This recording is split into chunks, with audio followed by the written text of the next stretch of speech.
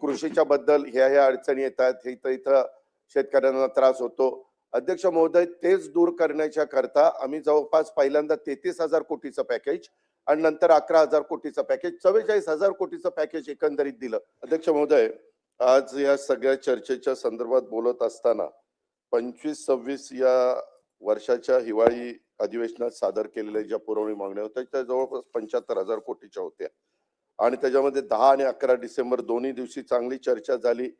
हे चर्चा होत असताना सगळ्यांना त्यांनी मुद्दे उपस्थित केले, त्याला उत्तर मिळालं असा माझा दावा नाहीये. पण मी ज्यांनी ह्या चर्चेमध्ये भाग घेतला त्या सर्व सन्माननीय सदस्यांचं मनापासून आभार मानतो, त्यांना मनापासून धन्यवाद देखील देतो.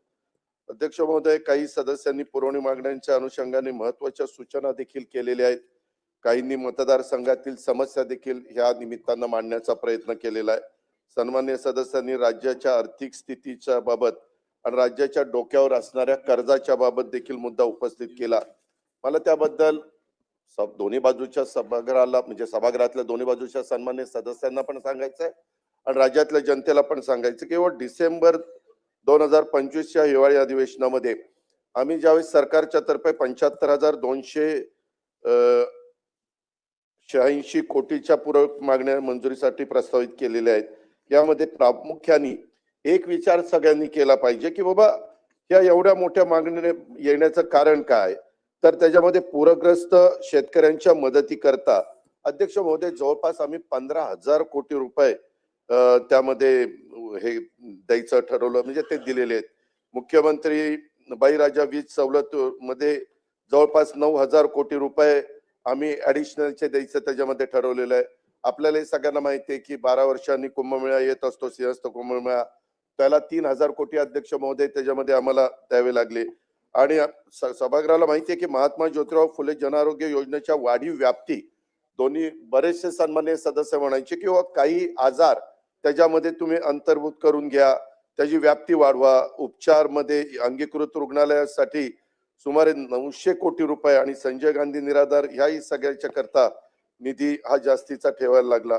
अध्यक्ष महोदय, दुसरं एक असं झालं, केंद्र सरकार जे पंतप्रधान नरेंद्र मोदी साहेबांच्या नेतृत्वाखाली काम करत आहे, त्यांनी यंदा काही हजार कोटी रुपये बिनव्याजी 50 वर्षाच्या परतफेडीनं वेगवेगळ्या राज्यांना द्यायचं ठरवलेलं आहे.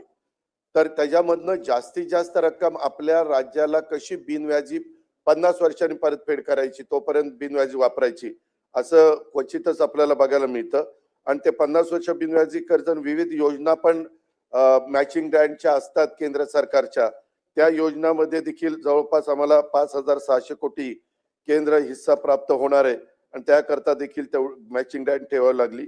ह्या अशा सगळ्या जर रक्कम बघितल्या तर अध्यक्ष महोदय जवळपास 38,000 कोटीपेक्षा जास्तीची रक्कम त्याच्यामध्ये आपल्याला पाहायला मिळते.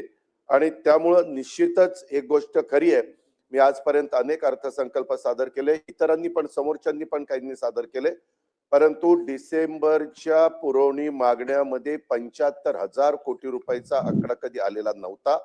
परंतु ते येण्यामागचं कारण बऱ्याच जणांनी मुद्दे राहुलजी पाटलांनी पण सांगितलं, अनेकांनी सांगितलं की कृषीच्या बद्दल ह्या अडचणी येतात, इथं इथं शेतकऱ्यांना त्रास होतो. अध्यक्ष महोदय, तेच दूर करण्याच्या करता आम्ही जवळपास पहिल्यांदा 33,000 कोटीचं पॅकेज आणि नंतर 11,000 कोटीचं पॅकेज, 44,000 कोटीचं पॅकेज एकंदरीत दिलं.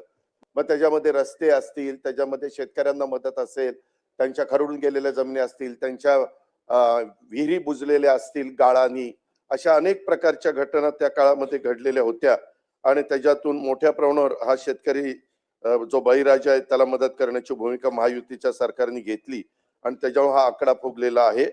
आता एक गोष्ट खरी आहे की हे सगळं करत असताना आता एकंदरीतच वर्ष अखेर खर्चावर आता नियंत्रण आम्हाला ठेवावं लागणार आहे. आर्थिक शिस्त पाळून वित्तीय जे निर्देशांक आहेत त्याचं पालन करून सरकार नेहमीच ह्याच्यातनं मार्ग काढण्याचा प्रयत्न करतं. अध्यक्ष महोदय, आजपर्यंतचा अनुभव आहे.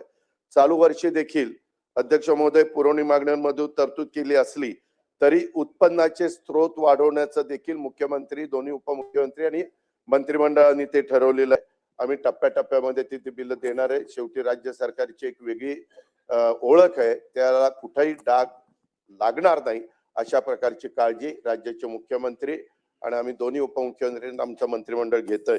ही पण गोष्ट आपल्या मार्फत मी राज्याला आणि राज्याच्या या सभागृहाला मी सांगू इच्छितो। धन्यवाद।